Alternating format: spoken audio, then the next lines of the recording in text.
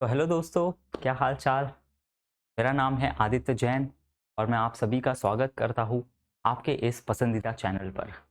दोस्तों, आप जैसे कि जानते हैं, आजकल artificial intelligence, machine learning, data science, ये सभी काफ़ी बज़ वर्ड्स है। ओके, सभी लोग इन टॉपिक्स की बात कर रहे हैं। ये स्किल्स सभी में होना मैंडेटरी होते जा रहा है और इसीलिए हम आपके लिए लाए हैं कि अगर आपको इनमें स्कोप देखना है, अगर आपको इसमें जॉब करना है, अगर आपको इस फील्ड में अपना करियर बनाना है, तो आपके पास कौन से ऑप्शंस अवेलेबल है। ठीक है, तो मान लीजिए आपने अपने बीटेक में फोकस की है आर्टिफिशियल इंटेलिजेंस सीखने में, डेटा साइंस पढ़ने में, मशीन लर्निंग पढ़ने में, तो आप कौन से प्रोफेशन में आगे बढ़ सकते हैं, इसी के लिए हम ये सेशन आपके लिए लाए हैं। दोस्तों, पहली बात तो मैं आपको ये क्यों बता रहा हूँ, क्योंकि दोस्तों मैंने अपनी एमटेक करी है आईआईटी बॉम्बे से और वहाँ मैंने स्पेशलाइजेशन लिया था डेटा साइंस में। ओके, स्पेसिफिकली अगर बात करूँ तो मैंने जिस टॉपिक पे काम किया है उसका नाम है मशीन ट्रांसलेशन, जो कि natural language processing NLP field का सब पार्ट है। तो मैंने काफ़ी अच्छे से डेटा साइंस डोमेन को देखा है। मैंने इसमें काफ़ी ज़्यादा लोगों को अपस्किल करने में हेल्प भी करी है और मैंने खुद ने as a data scientist work भी किया है। मैंने जो वर्क किया था वो था रिकमेंडेशन सिस्टम्स पे, जो कि मैं आज वापस आपको बताने वाला हूँ। ठीक है, तो मैंने इस इंडस्ट्री में काम भी किया है, मैंने इस इंडस्ट्री में पढ़ाया भी है और मैंने इस इंडस्ट्री को चेंज होते हुए भी देखा है। तो इसलिए मैं चाहता हूँ कि जो भी मेरा एक्सपीरियंस है और नॉलेज है वो मैं आप सभी के हेल्प में लाऊं, ताकि आपको पहले से ही इसके लिए प्रिपेयर्ड रहने का मौका मिले, ताकि जब आप लोग के पास अपॉर्चुनिटीज़ आए तो आप लोग बहुत अच्छे से प्रिपेयर्ड हो उसको ग्रैब करने के लिए। ठीक है, तो पहली बात तो मैं कुछ स्किल्स बताऊंगा जो चाहे आप एआई में काम करें, यानी कि आर्टिफिशियल इंटेलिजेंस, चाहे आप मशीन लर्निंग में काम करें, चाहे आप डेटा साइंस में काम करें, ये तीनों फील्ड्स में ये स्किल्स मैंडेटरी रहेगी। तो पहली है स्किल, आपको पाइथन अच्छे से आना चाहिए। पाइथन डेवलपर का रोल भी आपके लिए एंट्री हो जाएगा। ठीक है, आपके लिए खुल जाएगा। Python is a programming language, कुछ लोग इसे स्क्रिप्टिंग लैंग्वेज भी बोलते हैं, बट ठीक है, वो डिस्कशन को साइड में रखते हैं। आपको पाइथन प्रोग्रामिंग लैंग्वेज बहुत अच्छे से आना चाहिए। ठीक है, क्योंकि दोस्तों ये सभी स्किल्स, ये सभी जो फील्ड्स है, इसमें जो रियल कोडिंग होती है वो या तो पाइथन पे होती है या पाइथन के ऊपर बने हुए पैकेजेस पे होती है। यहाँ आपका आता है नमपाई, यहाँ आपका आता है पांडास, यहाँ आपका आता है सीबॉन, मैटप्लॉटलिब। ओके, काफ़ी सारे पैकेजेस आपने सुने होंगे, ये पाइथन पे बेस्ड है। तो Python is a must.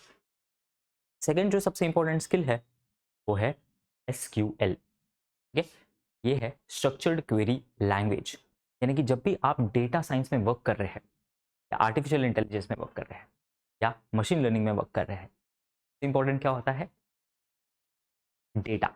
Correct, जब तक आपके पास डेटा नहीं है आप उसमें डेटा क्या साइंस कैसे परफॉर्म करोगे? सीधी सी बात है, जब तक आपके पास डेटा नहीं है आप उसको एनालाइज कैसे करेंगे? तो जो आपका डेटा एनालिटिक्स है उसके लिए पहले जो आपको आना चाहिए है वो ये है कि भाई डेटा को फेच कैसे करें। ठीक है, तो यहाँ पर एक और एक फील्ड आ जाती है जो है डेटा इंजीनियरिंग। डेटा इंजीनियरिंग भी ये सब स्किल्स में वर्क करता है, बट उसका पहला फोकस होता है कि भाई डेटा को एफिशिएंट वे में स्टोर कैसे करे ताकि वो रिट्रीव करना भी एफिशिएंट हो। रिट्रीव करना यानी फेच करना। ठीक? तो यहाँ जो महारत हासिल करते हैं उन्हें हम बोलते हैं डेटा इंजीनियर्स। डेटा इंजीनियर्स का काम होता है डेटा को एफिशिएंटली स्टोर और रिट्रीव करने में हेल्प करना। ठीक है, तो इसके लिए आपको आनी चाहिए एसक्यूएल। इसमें बहुत सारी चीज़ें आती है, इसमें आपका हडूप भी आ जाता है, बहुत सारी स्किल्स आती है। बट सबसे बेसिक लेवल पर बताऊँ तो आप स्ट्रक्चर्ड क्वेरी लैंग्वेज एसक्यूएल पर ध्यान दीजिए। ठीक है, तो ये एकदम ब्रेड एंड बटर है, पाइथन एंड एसक्यूएल। ठीक है, फिर एक डेटा विजुअलाइजेशन टूल भी सीख लीजिए। डेटा विजुअलाइजेशन टूल क्या होता है सर? देखिए, मान लीजिए आपको अपना कोई वर्क शोकेस करना है और आपकी कंपनी का सीईओ आ रहा है। ठीक है, तो क्या आप उसे कोड दिखाएंगे कि सर देखिए मैंने ये फंक्शन लिखा है, ये फंक्शन से ना आपको डेटा मिलेगा कि आपकी सेल्स कैसे परफॉर्म हो रही है, और फिर आप उसको दे दोगे 10 लाख डेटा पॉइंट्स। वो देखेंगे अरे भाई कभी सेल ये थी, कभी सेल ये थी। क्या वो ऐसा करेगा? उनके पास इतना टाइम होता है? नहीं। तो दोस्तों, डेटा विजुअलाइजेशन ये होता है कि आप अपने डेटा को कितने अच्छे से विजुअलाइज करते हैं, यानी कि कितने अच्छे से इस पे चार्ट्स बनाते हैं, डैशबोर्ड्स बनाते हैं, ताकि ये किसी के समझने में आसानी हो, किसी भी नॉन टेक्निकल पर्सन भी इसे समझ पाए, कम टाइम में ज़्यादा इंफॉर्मेशन दे पाए, इंसाइट्स दे पाए। ठीक है, यह आपका आ जाता है पावर बीआई और यहाँ आपका आ जाता है टैबलो। पर्सनली मैं टैबलो प्रेफर करता हूँ क्योंकि मुझे वो काफ़ी अच्छे से आता है, लेकिन आप जो चीज़ से कंफर्टेबल है, दोनों ही एक दूसरे के ऑल्टरनेटिव है, तो आप सीख सकते हैं। तो ये 3 स्किल्स मैं बोलना चाहूँगा मैंडेटरी है। ठीक है, अब इसमें करियर अपॉर्चुनिटीज़ की बात करी जाए तो दोस्तों, या तो आप जा सकते हो एक फंडामेंटल मशीन लर्निंग फील्ड में आगे, जैसे कि इसमें आपका आ जाएगा क्लासिफिकेशन का टास्क, इसमें आपका आ जाएगा रिग्रेशन का टास्क, और यहाँ आपका आ जाएगा क्या बोलना चाहिए, रीइंफोर्समेंट लर्निंग। तो ये तीनों के बारे में मैं थोड़ा आइडिया दे देता हूँ। तो जिसे क्लासिफिकेशन में काम करना है, उसे ये टाइप के प्रॉब्लम जो होते हैं कि classify whether the given email जो आपको गूगल पे मेल आया है वो स्पैम फोल्डर में जाना चाहिए या इनबॉक्स में जाना चाहिए, स्पैम और नॉट स्पैम। अगर मैंने आपको एक इमेज दे दी है तो आपके सॉफ्टवेयर को बताना चाहिए कि क्या ये एक डॉग की इमेज है या एक कैट की इमेज है। ठीक है, तो जब भी आपको ऐसे क्लासीफाई करना होता है, क्या ये ए है या ये बी है या ये सी है, तो इस टाइप के प्रॉब्लम्स को हम बोलते हैं क्लासिफिकेशन प्रॉब्लम। जो दूसरा टाइप का प्रॉब्लम आ जाता है वो है रिग्रेशन प्रॉब्लम। ये काफ़ी ज़्यादा इंडस्ट्री में इन डिमांड होता है। ठीक है, तो रिग्रेशन का प्रॉब्लम वो होता है कि भाई आपको बहुत सारा डेटा अवेलेबल है और इसमें आपको प्रेडिक्ट करना है कि भाई हमारी सेल्स क्या हो सकती है, हमें कितनी इन्वेंट्री मैनेज करनी है। ठीक है, तो जैसे कि आपका हाउस प्राइस प्रेडिक्शन का टास्क होता है, बहुत सारी ऑनलाइन वेबसाइट्स है जिसमें आपको बेसिक इन्फॉर्मेशन डालनी होती है अपने घर के बारे में, जैसे कि उसमें कितने बेडरूम हैं, कितना हॉल है, क्या उसका कारपेट एरिया है, क्या उसमें स्विमिंग पूल है या नहीं, क्या वो बिल्डिंग में चौकीदार है या नहीं, ओके, क्या उसमें सिक्योरिटी गार्ड की फैसिलिटी है, क्या उसमें अलग से जिम है या नहीं, वो कौन से लोकेलिटी में है, कितने फ्लोर नंबर पर है, ओके, उसमें कितने आपकी फर्नीचर है या नहीं, बालकनी है या नहीं। ये बहुत सारे इनपुट फीचर्स फीचर्स लेके हम प्रेडिक्ट करते हैं कि इसका सेलिंग प्राइस क्या होना चाहिए। तो ये टाइप को प्रॉब्लम को बोलते हैं हम रिग्रेशन प्रॉब्लम। ठीक है, और तीसरा आपका आ जाता है रीइंफोर्समेंट लर्निंग। रीइंफोर्समेंट लर्निंग इस काइंड ऑफ कि आप एक बच्चे को सिखा रहे हैं कि दुनिया में कैसे जीना है। ठीक है, यानी कि वो बचपन में सीख रहा है कि भाई गर्म चीज़ को टच करेंगे तो चटका लग जाएगा। ठीक है, ठंडी चीज़ को लगाएंगे तो बहुत बर्फ से हाथ दुख जाएगा। ठीक है, तो आपको ये सब उसे दुनिया में छोड़ देना है और वो अपने एक्सपीरियंसेस से सीखेगा।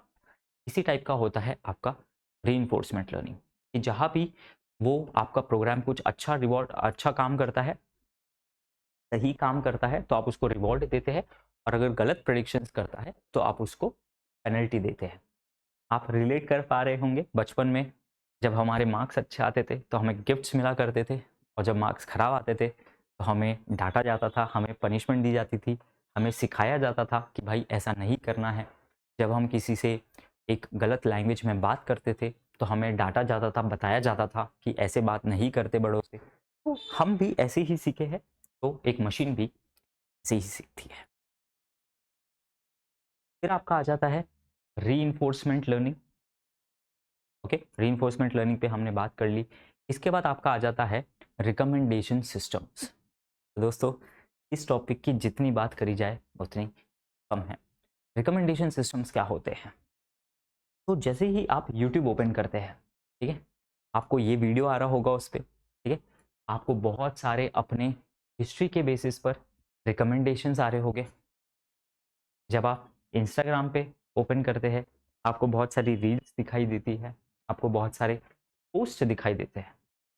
इनफैक्ट यूट्यूब पे जो आपको एड्स आती है वो भी एक रिकमेंडेशन सिस्टम के थ्रू आती है। ठीक है, तो आपकी हिस्ट्री के बेसिस पर, आपकी लाइक्स डिसलाइक्स के बेसिस पर ये प्लेटफॉर्म डिसाइड करता है कि आपको किस टाइप के वीडियोस हेल्पफुल है, पसंद है, नापसंद है, ठीक है। अमेज़न पे जाइए, इंस्टाग्राम पे जाइए, फ्लिपकार्ट पे जाइए, जो आपको प्रोडक्ट्स आते हैं, मीशो जाइए, जो आपको प्रोडक्ट्स आते हैं वो आपके इंटरेस्ट के बेसिस पर आते हैं। इसमें बहुत 2 फेमस हैं, नेटफ्लिक्स, स्पॉटिफ़ाई।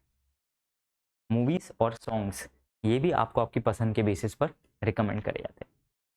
तो ये एक बहुत ही बढ़िया फील्ड है, मैंने इस डोमेन में काम किया है, तो मैं आपको बताना चाहूँगा ये one of the best career opportunities है आज के ज़माने में, क्योंकि जितने आपके डेटा बढ़ते जा रहा है, जितनी चॉइसेस बढ़ते जा रही है, उतना ही आपके रिकमेंडर सिस्टम को अच्छा होने की नीड है, ठीक है। फिर आपका आ जाता है गेम डेवलपमेंट साइड, ठीक है। गेम थियोरी एक मैथमेटिकल टॉपिक है, इस पर भी काफ़ी ज़्यादा रिसर्च होती है। फिर आपका आ जाता है डेटा एनालिटिक्स का साइड, कुछ लोग इसे बिजनेस एनालिटिक्स भी बोलते हैं, ठीक है।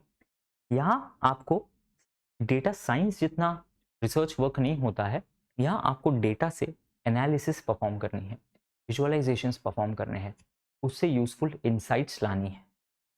मान लीजिए मैं आपको सेल्स का डेटा देता हूँ, क्या आप मुझे उसमें कुछ पैटर्न्स बता सकते हैं? जब भी हम इस महीने में सेल लाते हैं तो हमारा ओवरऑल प्रॉफिट बहुत अच्छे से इंक्रीज होता है, हमें किस डेट्स पर अपनी बिग बिलियन डेज जैसी सेल को लॉन्च करना चाहिए, ठीक है। तो ये सभी जो इंसाइट्स होते हैं ये एक डेटा एनालिसिस के बाद आते हैं, ठीक है। और फिर फाइनली जेनरेटिव एआई, ठीक है। इसके लिए आपको पहले आना चाहिए नेचुरल लैंग्वेज प्रोसेसिंग, एनएलपी। इसमें आपका आ जाता है एक गिवन टेक्स्ट को पैराफ्रेज करना, उसकी लैंग्वेज चेंज करना, ओके। गिवन टेक्स्ट को एक लैंग्वेज से दूसरे लैंग्वेज में ट्रांसलेट करना, इसे हम बोलते हैं मशीन ट्रांसलेशन, ओके। तो अगर आप सर्च करेंगे कि आदित्य जैन यानी मेरे नाम से कुछ रिसर्च पेपर्स, तो आपको दिखेंगे मैं और मेरी टीम ने बहुत सारे रिसर्च पेपर्स पब्लिश किए हैं मशीन ट्रांसलेशन फील्ड में। जब मैं आईआईटी बॉम्बे में था, मैंने इस फील्ड में काफ़ी काम किया था, इसके लिए मुझे एक्सीलेंस इन रिसर्च अवार्ड भी मिला था। तो दोस्तों ये बहुत ही इन डिमांड फील्ड है, ठीक है। आपको जो चैट जीपीटी है वो इसी टेक्नोलॉजी पर वर्क करता है। यह आपका आ जाता है न्यूरल नेटवर्क्स, आपने सुना ही होगा, ठीक है। तो न्यूरल नेटवर्क्स यानी कि आपकी ब्रेन जैसा वो वर्क करने की कोशिश करवा रहा है मशीन से, ठीक है। तो ये आपका आता है convolutional neural network, recurrent neural network, long short term machine, okay. फिर आपका आ जाता है LSTM, bi LSTM, transformer architecture, BERT model, ठीक है। तो चैट जीपीटी इन सभी का अमेलगमेशन पे वर्क करता है अगर बेसिक लेवल पे बोला जाए।